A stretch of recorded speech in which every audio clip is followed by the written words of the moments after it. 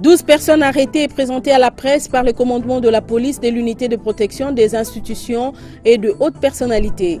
Elles sont accusées d'avoir brisé des scellés apposés par la Direction générale des impôts dans 10 magasins pour non-acquittement des obligations fiscales. Les présumés malfrats appartiendraient à l'ONG Agridec.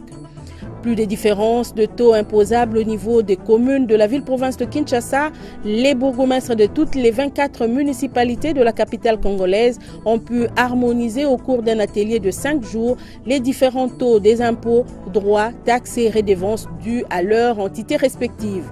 Des assises organisées par les ministères provinciaux de finances de Kinshasa avec l'appui du projet Profit Congo.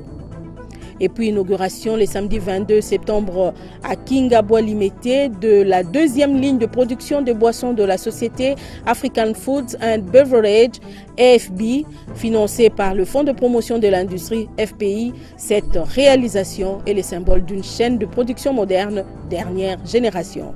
Ces titres et tant d'autres vous seront développés dans cette édition de Fiscalité et Développement présentée par Patience Vumili Abokole Tamboué.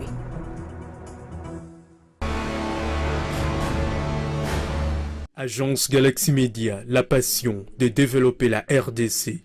Mesdames et messieurs, heureuse de vous avoir nombreux devant vos postes téléviseurs pour suivre la grand-messe des finances publiques en République démocratique du Congo qui part de la Direction générale des impôts où un groupe d'inciviques de l'ONG Agridec a été présenté à la presse le mardi 18 septembre 2018 par le commandement de la police de l'unité de protection des institutions et de hautes personnalités. Ces malfrats sont accusés de briser les scellés apposés par la Direction générale des impôts DGI dans 10 magasins le jeudi 13 septembre 2018. Rosette Mamba Poloto pour les détails. Selon les éléments recueillis auprès de la police et de la Direction générale des impôts, les centres des impôts de Kinshasa avaient procédé dans le cadre d'un litige fiscal qui l'oppose avec l'ONG Agridec à la fermeture provisoire de ces points de vente situés dans la ville de Kinshasa, notamment dans la commune de La Gombe, la commune de Massina, la commune de Kimbantseke et la commune de Ndjili. À la grande surprise générale, il a été constaté le vendredi 14 septembre 2018 que tous les magasins fermés par la DGI avaient été ouverts et les cadenas cassés par le responsable d'Agridec, Roland Moukadingoy et consorts.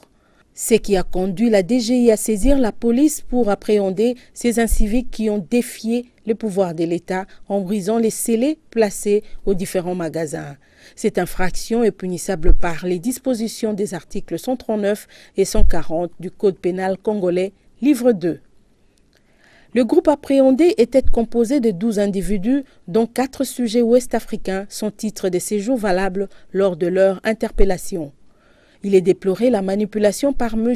Roland Moukadi de certains contribuables en se faisant passer comme interlocuteur vis-à-vis du fisc par son ONG qui n'a aucun arrêté de facilité fiscale en cours de validité car expiré depuis 2011 mais falsifié pour sa validité.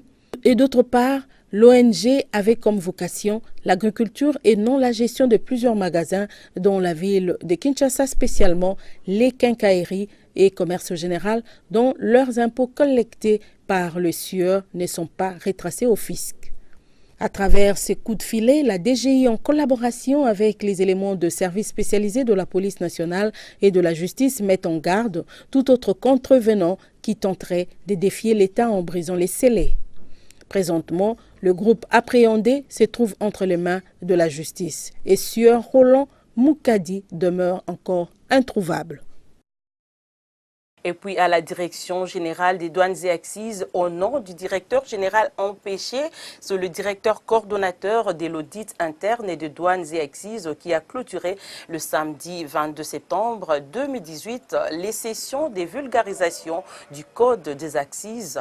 Cadres et agents de la DGDA et opérateurs économiques viennent donc d'être sensibilisés sur le contenu de ces textes de loi. Ceci permettra surtout à l'État congolais de mobiliser plus des ressources devant soutenir son programme d'action.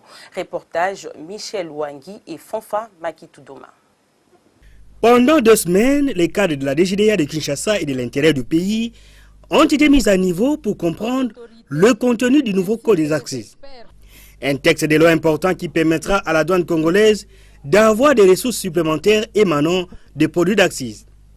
Le coordonnateur de l'audit interne, le directeur Maguera, a, au nom du directeur général empêché, énuméré des innovations contenues dans la nouvelle ordonnance loi. Ce nouveau code a aussi le mérite de corriger nombre d'anomalies d'ordre technique qui constituaient un frein ou même un obstacle à ce double objectif de facilitation et de mobilisation plus accrue des recettes du Trésor. Il a à cet effet harmonisé horizontalement et verticalement la taxation des produits d'accises tout en introduisant un certain nombre d'innovations caractéristiques qui ont été exposées ici tout au long de ces sessions. Il a l'avantage de protéger la population et l'environnement à travers les dispositions plus sévères sur les produits de tabac et d'alcool qui corrompent la jeunesse de notre pays, mais aussi par le régime répressif plus adapté qui a été synthétisé avec maîtrise. Le brevet de participation a été remis aux récipiendaires. D'autres formations spécifiques seront organisées pour permettre aux douaniers d'avoir un même entendement du texte avec les opérateurs économiques. Le ministre d'État au commerce extérieur, Jean-Lucien Boussa, a été l'invité d'une émission sur l'amélioration de la balance commerciale de la RDC face aux enjeux du développement durable. Il a répondu aux questions des journalistes de la presse de la place dans cet extrait de l'émission choisi par Jean-Louis Miaswekama. Il livre ses impressions sur la conférence minière organisée à Kolwezi. D'abord, merci pour l'invitation. Ce que je retiens de cette conférence, c'est qu'il faut changer de paradigme. Tout le monde sait, nous sommes un pays potentiellement, je dirais, hyper riche, avec des citoyens dont la situation sociale contraste sérieusement avec cette richesse potentielle. Et des politiques ont été mises en place, mais des politiques ont été aussi évaluées. Aujourd'hui, il est question de faire le meilleur choix et de les implémenter. Pourquoi j'ai dit que ce que j'ai retenu, c'est le changement des paradigmes? Parce que c'est vrai, nous avons été, et toujours, une économie dont le PIB, donc la production nationale, dépend encore de l'apport de l'industrie extractive minière. Et comme vous savez, les secteurs miniers participent pour 25% dans le produit intérieur brut. Les autres se répartissent entre l'agriculture, les manufactures, pour le peu qu'on peut avoir. Mais il n'y a pas de lien de cause à effet entre les quantités de minerais que nous exportons, ce que devait être, c'est retomber sur le plan du développement économique. Et le lien entre ces secteurs porteurs de notre économie et l'industrialisation du pays. Qu'est-ce qu'il faut faire? Je disais, il faut changer de paradigme. La RDC doit cesser d'être ces pays qui exportent le plus ce qu'ils ne consomment pas parce que ce n'est pas transformé localement et ce n'est pas consommé par des Congolais. Et il doit aussi cesser d'être ces pays qui consomment ce qu'ils ne produisent pas, alors que nous avons une dotation extraordinaire en ressources du sol aussi, autant que les ressources du sous-sol, 80 millions d'hectares de terres arables. Nous dépendons encore des produits agroalimentaires qui constituent le gros de nos importations. Il est donc clair que le potentiel dont nous disposons aujourd'hui, il faut que nous les transformions en véritable richesse et changer des paradigmes. Ça veut dire quoi en définitive? Ce que j'ai retenu et ce que nous devons faire. Il faut que le secteur minier soit considéré comme la rampe de lancement de notre industrialisation. Il faut donc que la rente minière permette de développer d'autres secteurs économiques, l'agriculture, la pêche, l'élevage, les autres industries manufacturières.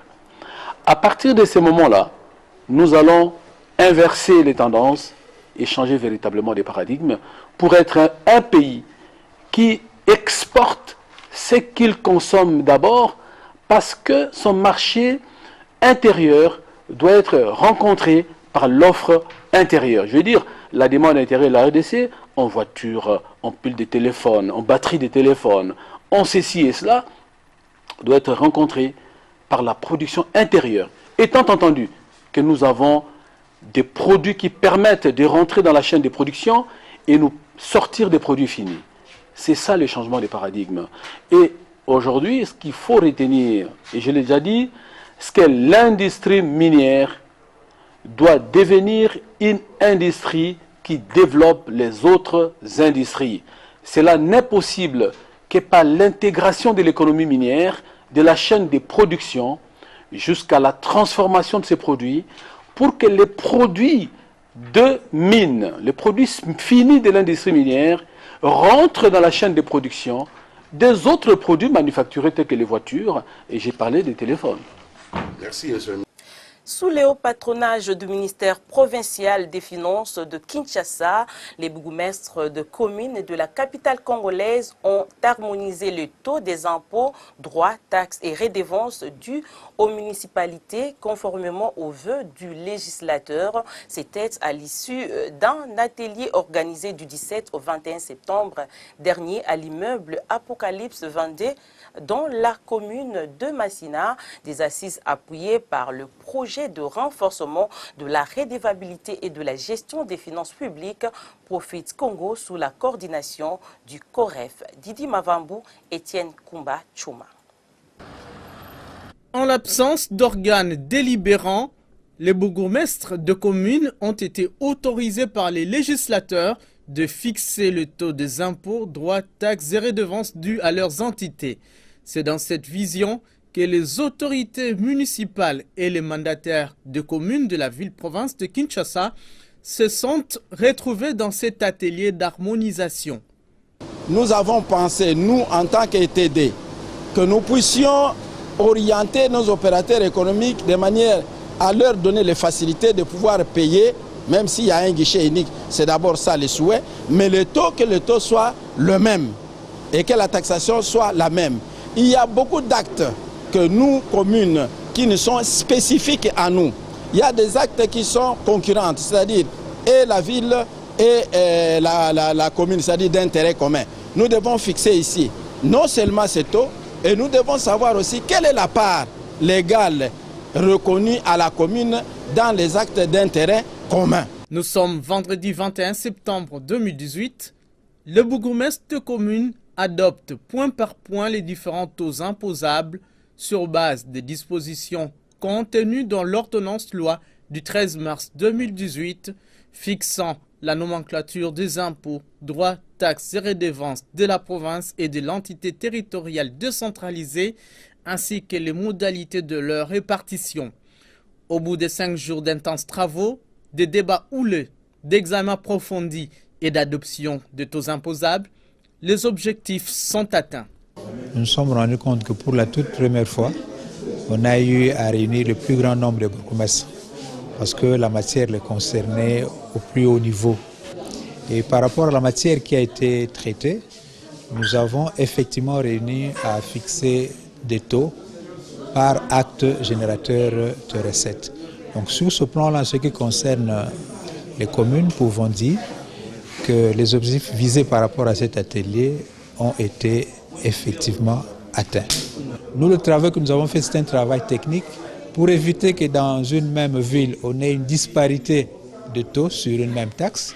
On s'est dit, retrouvons-nous ensemble et voyons ce que nous pouvons faire pour que les opérateurs économiques puissent se retrouver face d'un interlocuteur sur le plan des chiffres. C'est ce qui a été fait au fait. Nous avions, nous, en tant que commune, beaucoup d'inquiétudes dans le captage de nos actes qui nous sont dus par la loi. Et cet atelier vient de nous donner deux aspects importants de maximisation de nos recettes. D'abord, c'est le taux affiché par acte qui est concerné, service par service. Ensuite, c'est la mise sur pied d'un tableau concernant les taux uniques de la taxe professionnelle annuelle. Une innovation de plus, c'est le projet d'activation de l'impôt professionnel minimum. Tous ces actes réunis peuvent amener nos communes à maximiser davantage les recettes et à atteindre les assignations budgétaires. En attendant l'organisation des élections au niveau local, toutes les 24 communes de la ville-province de Kinshasa sont tenues de faire appliquer de façon uniforme les différents taux imposables issus de cet atelier appuyé par le projet Profit Congo, financé par la Banque mondiale, la coopération britannique et le Royaume de Belgique sous la coordination du COREF. À titre illustratif, la taxe sur la vente de boissons alcooliques des fabrications artisanales est fixée à l'équivalent en francs congolais de 20 $ américains par trimestre. La taxe d'agrément des vendeurs de véhicules d'occasion à 100 $ par an. La taxe sur vente de charbon de bois à 0,3 $ par sac. La taxe de numérotation de motos de transport en commun à 10 $ et la taxe d'exploitation de parking privé à 100 $ par an. Les rideaux des travaux de la 3e édition de l'Expo Béton 2018 sont tombés vendredi 21 septembre dernier, organisés sous les thèmes Corridor Ouest de la RDC, projets à développer et opportunités. Il s'est agi pour les organisateurs d'explorer toutes les opportunités d'affaires qui s'offrent dans les domaines des infrastructures, du commerce, de l'énergie et du climat des affaires en République démocratique du Congo. Les participants ont recommandé au gouvernement congolais de tout mettre en œuvre pour le développement du corridor ouest congolais. L'Expo Béton 2018 a connu la participation de l'Angola et du Congo-Brazzaville. Retour sur quelques ateliers qui ont dominé ces assises avec Michel Wangilokwa sur les images de Fanfa Makitou Doma. La 3e édition de l'Expo Béton 2018 a été une occasion pour les membres du gouvernement, les partenaires au développement et la société civile d'examiner les projets et les opportunités d'affaires dans le corridor ouest. Le corridor ouest regroupe 3 pays, l'Angola, le Congo-Brazzaville et la République démocratique du Congo. Dans le secteur du commerce, par exemple, le ministre d'État au commerce extérieur, Jean-Lucien Boussa, a vanté les conséquences économiques et fiscales des arrêtés pris il y a quelques mois interdisant l'importation de certains produits comme le ciment. Aujourd'hui, le prix des sacs de ciment a baissé aussi bien à Kinshasa qu'à l'intérieur du pays, a laissé entendre le ministre d'État. La formation et l'emploi en République démocratique du Congo, c'est le thème exposé par le ministre du Développement rural au nom de son collègue de la formation professionnelle. Justin Bitakula est revenu sur la politique du gouvernement actuel dans le domaine de la formation. Donc la réforme du chef de l'État consiste en promouvoir l'ETP et à mettre les moyens financiers conséquents en faveur de l'enseignement technique et professionnel en vue de fournir à la nation une main-d'œuvre saine et qualifiée, dotée des connaissances et des compétences nécessaires pour accomplir un travail productif et satisfaisant pour participer pleinement à la vie sociale. ODD, déclaration 27. Cette main-d'œuvre constituera une classe moyenne compétente et capable de contribuer au développement économique du pays. 2. Lutter contre la pauvreté, le chômage des jeunes, l'insécurité à travers le pays, le banditisme urbain, phénomène provenant, l'immigration illégale par l'organisation d'une formation de qualité qui doit désormais inférer les compétences aux jeunes et les inciter à rester au pays pour un emploi décent dans les entreprises ou pour l'auto-emploi. Parlant de la valorisation du capital humain, le journaliste économique Jérôme Sekana Penepapa, également modérateur de l'atelier sur l'entrepreneuriat et commerce, a interpellé les pouvoirs publics pour la prise en compte de la formation professionnelle afin d'éradiquer les phénomènes enfants de la rue. Nous avons plus de chômeurs, nous injectons sur le marché du travail 2 millions de chômeurs qui ont des diplômes mais qui n'ont pas d'emploi. Et des assises comme celle-ci doivent nous pousser à réfléchir. Comment nous encadrons ces jeunes-là? Qu'est-ce qu'ils vont devenir demain? Est-ce qu'il n'y a pas moyen de les transformer en patrons eux-mêmes, même sur sa moto? C'est déjà quelque chose. Même s'il peut être un cireur, c'est déjà quelque chose au lieu de les laisser dans la rue, qu'ils deviennent chégués. Et c'est comme ça qu'ils sont des proies faciles pour des groupes armés. C'est pour cette raison que nous disons que le chômage des jeunes est une bombe à retardement. Nous devons désamorcer cette bombe-là avant qu'il ne soit trop tard. Nous avons les potentialités, transformons ces potentialités-là en richesse, en pièces sonnantes et trébuchantes. Et c'est cela aussi l'objectif d'Expo Béton. Des recommandations ont été formulées pour demander au gouvernement de mettre tout en œuvre pour le développement de l'activité économique dans le corridor ouest. Restons encore à l'Expo Béton 2018 pour vous dire que le directeur général adjoint du Fonds de promotion de l'industrie, Boniface Kassembe, a exposé vendredi dernier sur le thème « Le Fonds de promotion de l'industrie, le secteur de bâtiments et travaux publics et l'Expo Béton 2018 ». Le numéro 2 du FPI a parlé des objectifs et missions de son entreprise, son domaine d'intervention pour l'essor de l'industrialisation du pays et son apport dans le développement du corridor ouest. Michel Wangui, Lokwa et Fanfan Makitou. Le Fonds de promotion de l'industrie FPI a financé des industries dans les domaines des travaux publics à travers le pays. Au nombre de réalisations, des cimenteries, des usines de calcaire, des productions de barres de fer et d'autres. Cet établissement public est disposé à accompagner les gouvernements de la République dans le développement du corridor ouest en finançant des unités industrielles. Tel est le vœu du comité de direction du FPI exprimé par le directeur général adjoint Boniface Kassembe. Le FPI a déjà prévu dans son programme triennal 2018-2020 les probabilités de mobiliser des ressources en vue de financer l'identification des opportunités d'investissement, ce qui constitue certainement une réponse à l'une des composantes de ces grands projets. Cette stratégie d'intervention du FPI les prédispose à intervenir à travers le financement des micro-projets des petites et moyennes entreprises à divers niveaux dans la mise en œuvre du corridor. Le projet Corridor Ouest pourrait être aussi une pépinière pour les start-up encadrées par le FPI et toutes ces femmes entrepreneurs évoluant dans le secteur de BTP pour le développement des activités dans la chaîne de valeur de BTP. Les formes d'intervention du FPI. L'injection des ressources du FPI dans les projets Corridor Ouest se fera à travers le financement des projets de grandes, petites et moyennes entreprises ou les start-up sous forme CAP. Nous allons employer des crédits ou des prêts à court terme pour les besoins en fonds de développement et à moyen et long terme pour financer les équipements. Nous allons aussi faire la prise de participation. C'est un choix essentiellement orienté vers le secteur agroalimentaire.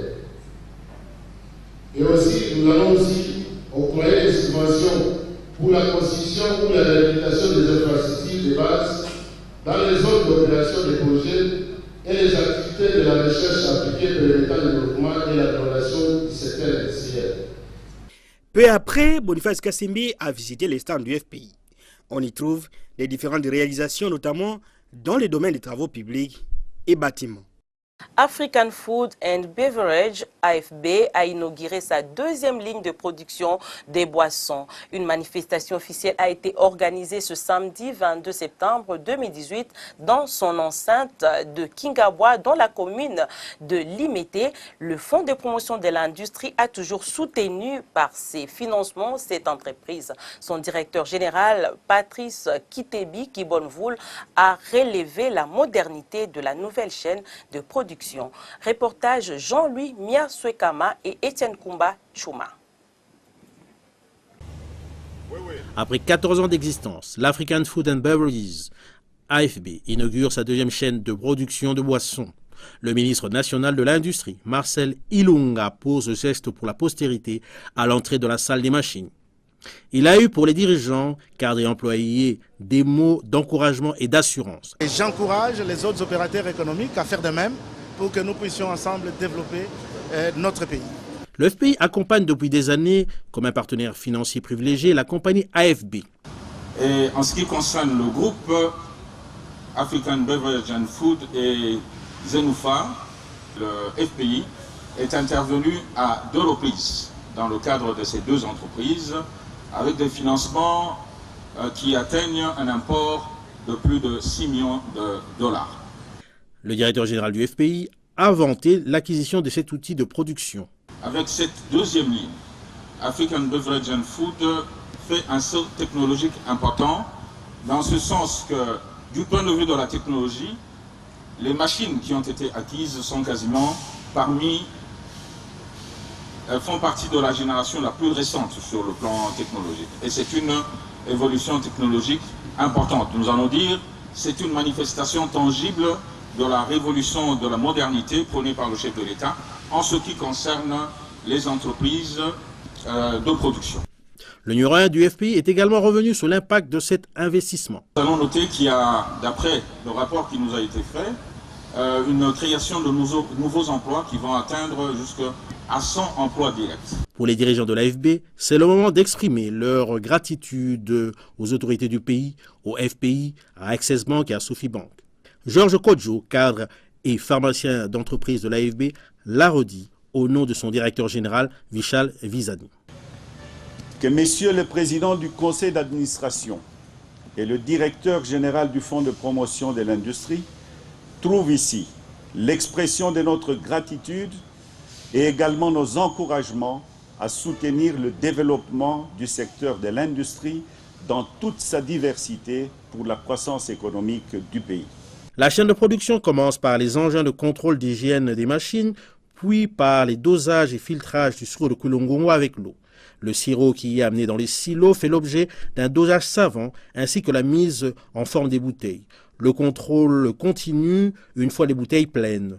L'AFB peut encore compter sur le FPI. Ces fonds sont propriétaires des Congolais et des Congolaises qui, à l'occasion de chaque consommation, payent une parafiscalité qui vient alimenter la taxe de promotion de l'industrie que nous, en tant que serviteurs, nous utilisons simplement pour financer, accompagner le développement de l'industrie. L'AFB poursuit ses démarches pour obtenir toutes les certifications aux normes internationales nécessaires pour assurer davantage la meilleure qualité de ses produits.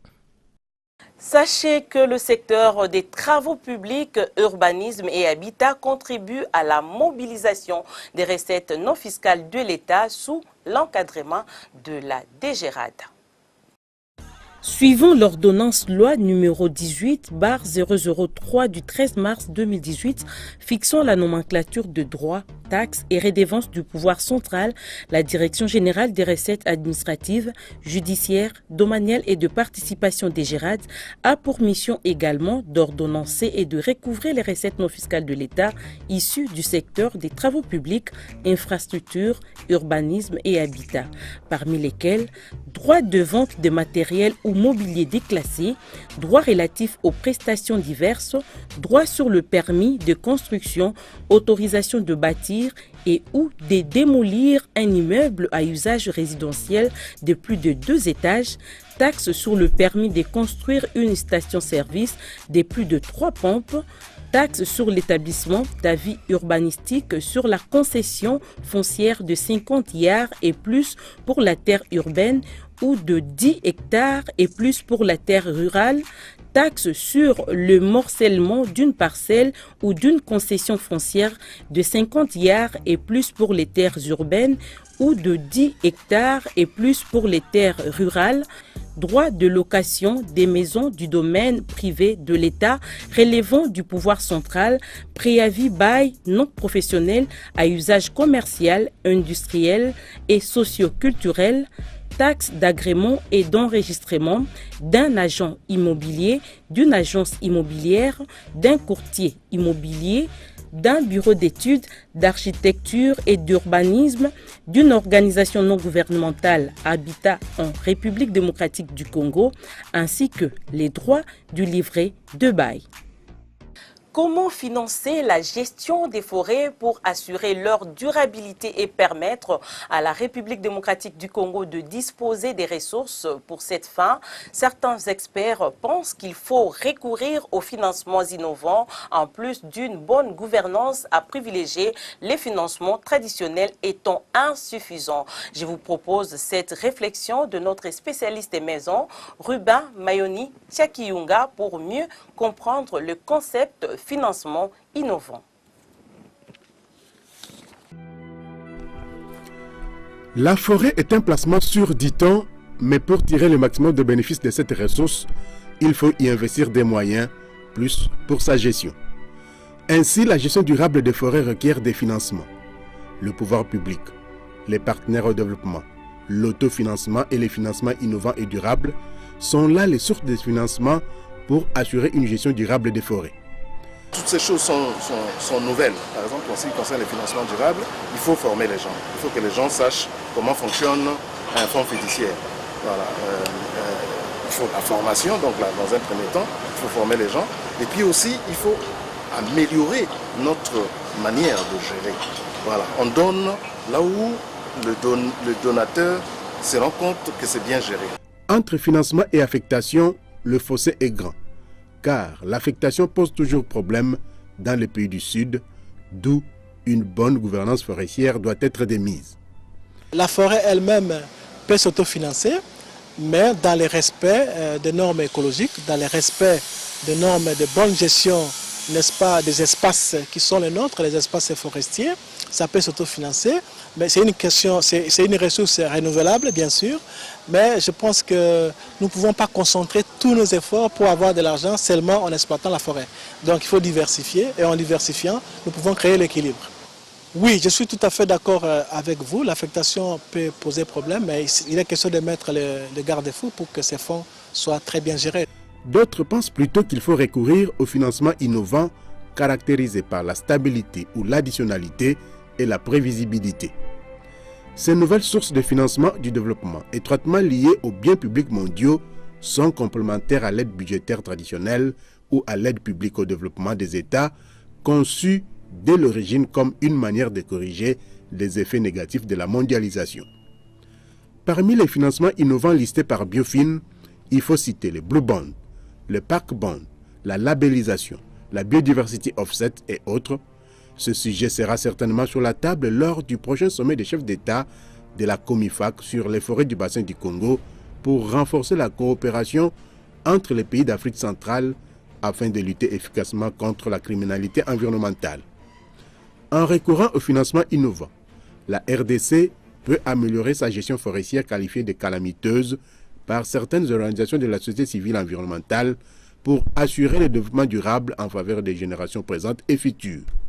Les organisations de la société civile environnementale rappellent au gouvernement de la République ses engagements nationaux et internationaux visant notamment à l'assainissement du secteur forestier, à la lutte contre les changements climatiques, de prendre en toute urgence des mesures pour mettre un terme à cette gestion calamiteuse qui ternit l'image de notre pays. Il faut noter que les financements innovants s'appuient sur divers mécanismes, de la taxe étatique au partenariat public-privé et concernent plusieurs secteurs d'action publique, la santé et l'environnement notamment, et se sont progressivement imposés sur la scène internationale.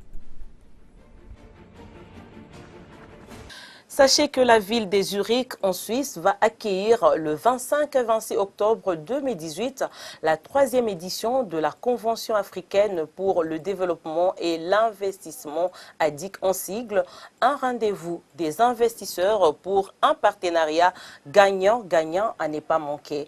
Les détails dans ce papier avec Ruben Mayoni Tchakiunga. Organisée par le Partenariat pour le développement des infrastructures en Afrique, AFIDEP, cette 3e édition mettra un accent particulier sur différents secteurs d'investissement en Afrique.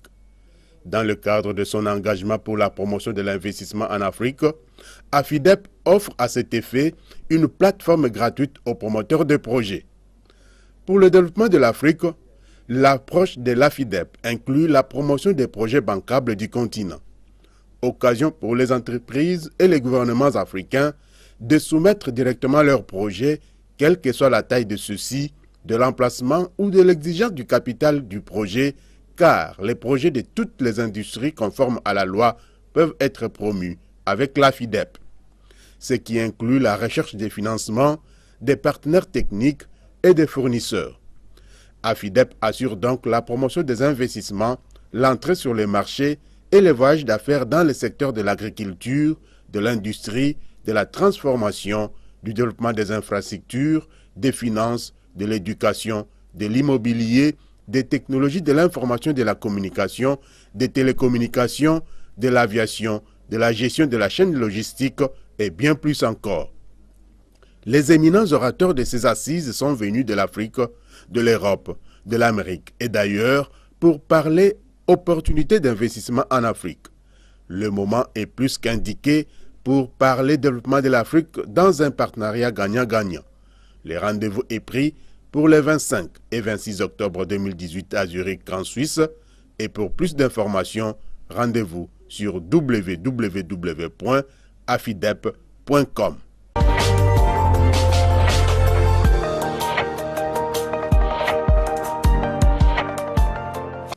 Page internationale à présent, l'insécurité alimentaire et la malnutrition progressent dans le monde, constat des agences de l'ONU dans un rapport publié le 11 septembre dernier à Rome. L'Organisation pour l'agriculture et l'alimentation FAO, le Fonds des Nations Unies pour l'enfance UNICEF, le Fonds international de développement agricole FIDA, le Programme alimentaire mondial PAM et l'Organisation mondiale de la santé OMS font état de l'augmentation du nombre de personnes qui souffrent de la faim dans le monde.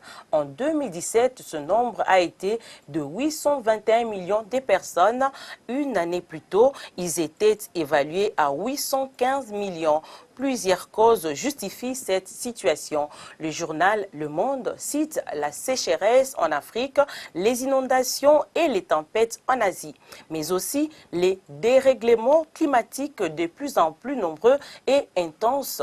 7,7 millions de personnes sont confrontées à une situation de famine en République démocratique du Congo, chiffre avancé par le PAM et la FAO dans un communiqué commun en août 2017. C'est ce lundi 24 septembre 2018 que l'administration Trump met en exécution sa menace de taxer à 25% les importations chinoises supplémentaires devant entrer aux États-Unis d'Amérique. D'après des médias occidentaux, plusieurs produits sont concernés, notamment dans les domaines de l'électronique, informatique, automobile, chimie et électroménager. La Chine a réagi à cette menace. Pékin a annoncé le week-end dernier l'imposition des nouveaux droits des douanes sur les produits américains. Valeur de ce produit, 60 milliards de dollars d'importations annuelles en Chine. À l'instar des États-Unis d'Amérique, les douanes chinoises appuieront sur les boutons de la Vedetta dès le 24 septembre. Les géants asiatiques appliquera alors des droits des douanes de 5 ou 10% sur une liste de quelques 5200 produits en provenance du pays de l'oncle Sam. Comment se sont comportés les prix des denrées alimentaires des grandes consommations sur les principaux marchés de la ville-province de Kinshasa au samedi 22 septembre 2018? Élément des réponses avec Muriel Makiese-Loutina.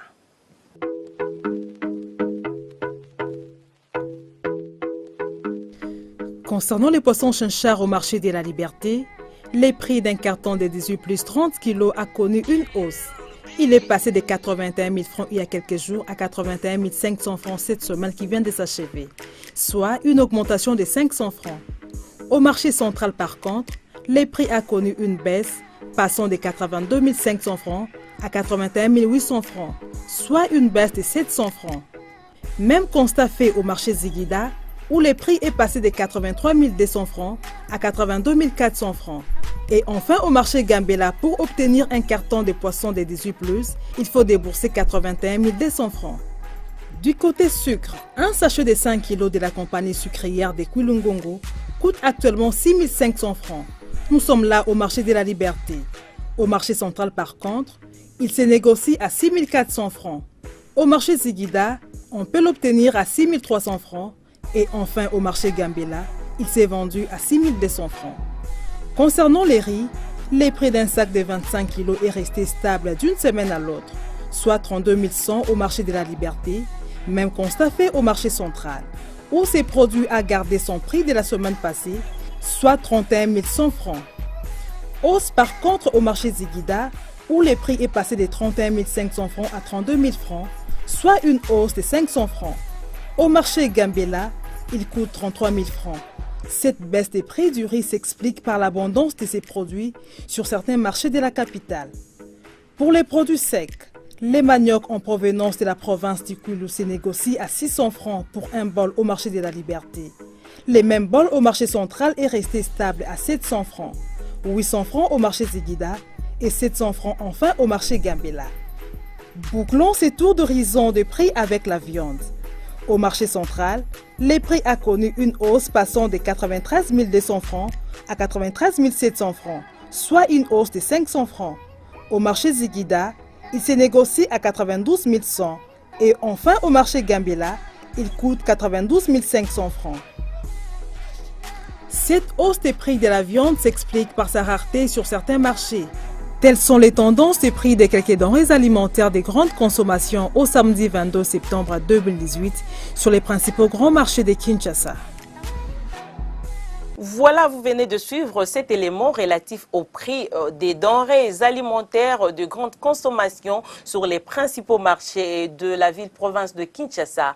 On peut à présent regarder du côté de l'Institut national de la statistique INES pour avoir les infos sur l'indice de l'inflation hebdomadaire du 17 au 22 septembre 2018. Une fois de plus, Muriel Makiese Loutina. L'inflation hebdomadaire du 17 au 22 septembre 2018 est de 0,028% au niveau national et 0,030% à Kinshasa. En cumul, l'inflation a atteint 5,715% au niveau national et 5,806% à Kinshasa. L'inflation annualisée se situe à 7,902% au niveau national et 8,029% à Kinshasa. En glissement annuel, l'inflation est de 19,696% au niveau national et 17,448% à Kinshasa. L'inflation de la semaine est consécutive à la hausse des prix de poissons, des viandes et des céréales. Il s'y est de signaler la baisse des légumes due à la reprise des pluies au nord et à l'est du pays. Et puis, sur le marché de change, le taux officiel de la Banque centrale du Congo a indiqué au vendredi 21 septembre 2018 un dollar américain à 1629,53 francs congolais, 1 euro à 1903,26 francs congolais et 1 franc CFA à 2,90 francs congolais. Au samedi 22 septembre 2018, au parallèle cette fois-ci, le taux était à 1632 francs congolais, le dollar américain dans la plupart des communes de la capitale et à 1645 francs congolais au centre-ville de Kinshasa. À l'aéroport international de Njili, les taux restent inchangés à 1600 francs congolais. Et puis à l'intérieur du pays, précisément à Matadi, dans la province du Congo central, le roi dollar s'est changé à 1620 francs congolais. À Mbujimaï, dans la province du Kasaï oriental, le roi dollar a valu 1625 francs congolais. À Ikela, dans la province de la Tchouapa, le taux était à 1630 francs congolais. À Bunia, dans la province de l'Ituri, le dollar américain s'obtenait à 1634 francs congolais. À Lubumbashi, dans la province du Haut-Katanga, le roi dollar s'est négocié à 1635 francs congolais. À Kikwiti, dans la province du Kwilu, le dollar américain a valu 1636 francs congolais. Enfin, le pic du taux d'échange à l'intérieur du pays a été observé à Bukavu, dans la province du Sud-Kivu, où l'on pouvait obtenir la devise américaine à 1650 francs congolais. On prend à présent les nouvelles des cours des principales matières premières sur le marché international au deuxième fixing du samedi 22 septembre 2018, dans cet élément signé Ruben Mayoni Tiakiyunga. Signaux au vert pour le prix du baril du brut à Londres, qui s'est vendu à 78,73 $ américains, soit une hausse de 0,03%, Mêmement à New York, où le même baril a franchi la barre de 70 $ américains, se négociant à 70,82 $ américains en hausse de 0,81%. Côté produits miniers, si la tonne du cuivre s'est vendue à 6 057 $ américains, soit une hausse de 3,36%, la tonne du cobalt par contre est en forte baisse de 4,76%, valant 59 583 points. Mêmement pour l'once d'or, dont le prix est en baisse de 0,12%, coûtant 1196,20 $ américains.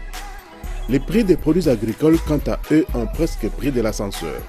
La tonne du maïs a coûté 353 $ américains en hausse de 1,95%. Celle du riz est en hausse également de 0,51%, quoique sous la barre de 9,85 $ américains. Enfin, à 520 $ américains, la tonne du blé est en baisse de 0,48%. Mesdames et messieurs, avant de boucler complètement cette édition de Fiscalité et Développement, jetons d'abord un regard rétrospectif sur les journaux parus cette semaine dans une sélection et commentaire de Fabien Luboulou Bakayaka.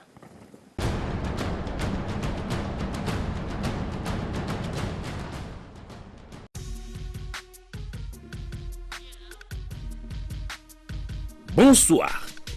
Ouvrons cette revue de presse par le phare qui s'est fait l'écho des rumeurs qui ont couru en fin de semaine dernière, suite notamment à la correspondance de la société CEP Congo adressée au gouvernement. Dans celle-ci, le directeur d'exploitation de CEP Congo alertait l'autorité sur une éventuelle rupture des stocks des produits pétroliers dans le pays, due à l'incapacité constatée depuis un certain temps des distributeurs à s'approvisionner auprès des fournisseurs. Situation que, selon la prospérité, la profession pétrolière impute à la structure des prix en renseignant que les distributeurs ou les sociétés commerciales enregistrent une détérioration financière due aux paramètres des prix en application. Ainsi, les distributeurs sont-ils en attente de l'amélioration de la situation pour ne plus continuer à vendre à perte? Ce qui fait dire à la République au sujet de cette panne sèche en vue que le pétrole existe mais l'argent manque. Quoi qu'il en soit, malgré tout, le ministère de l'économie calme le jeu en assurant que l'approvisionnement du pays en produits pétroliers se fera normalement. Sous un autre chapitre, la tempête des tropiques revient sur le discours prononcé par les présidents de deux chambres du Parlement lors de la rentrée parlementaire intervenue le samedi 15 septembre courant. À cette occasion, le président de la Chambre haute, Léon Kengoadondo, a invité les sénateurs en leur qualité de législateurs à beaucoup de célérité pour épuiser toutes les matières pouvant impacter le processus électoral avant le début de la campagne électorale, en rappelant que la session de septembre demeure essentiellement budgétaire. Par contre, le président de l'Assemblée nationale a appelé le Premier ministre Bruno Tshibala à déposer en toute urgence le budget 2019 et les projets de loi portant réédition des comptes des exercices budgétaires 2016 et 2017 au Parlement de la République. Merci et à la semaine prochaine. Mesdames et messieurs, la grand-messe de finances publiques en République démocratique du Congo est ainsi dite. Merci à toute personne qui a concouru à la réalisation de cette émission. Merci à vous tous qui l'avez suivi. À la prochaine. Bye bye.